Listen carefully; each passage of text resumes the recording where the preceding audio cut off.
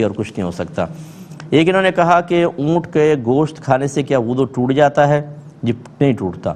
جو بعض حدیثوں میں نبی کریم صلی اللہ علیہ وسلم کا یہ فرمانا کہ جو اونٹ کا گوشت کھائے وہ وضو کر لے، وہ اس وجہ سے ہے کہ اونٹ کا گوشت ثقیل ہوتا ہے، بھاری ہوتا ہے، اس کے بھاری پن کو ختم کرنے کے لیے۔ ورنہ آپ مصنف ابن ابی شیبہ اٹھا کے پڑھیں، یہ حدیث کی کتاب ہے اور یہ امام بخاری کے بھی استاد ہیں، اور انہوں نے بہت سارے ایسے چیزیں لکھی ہیں، اس کے اندر آثار موجود ہیں۔ آثار کہتے ہیں جو صحابہ کرام کے اقوال ہوتے ہیں کہ حضرت علی نے اونٹ کھایا، وضو نہیں کیا، حضرت عمر نے اونٹ کھایا، وضو نہیں فرمایا، عبداللہ ابن عمر نے اونٹ کھایا، وضو نہیں فرمایا۔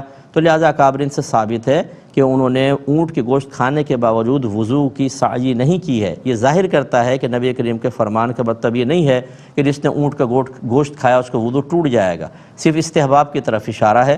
لہٰذا اونٹ کا گوشت کھانے کے بعد وضو نہیں ٹوٹتا، آپ اسی وضو سے نماز پڑھ سکتے ہیں۔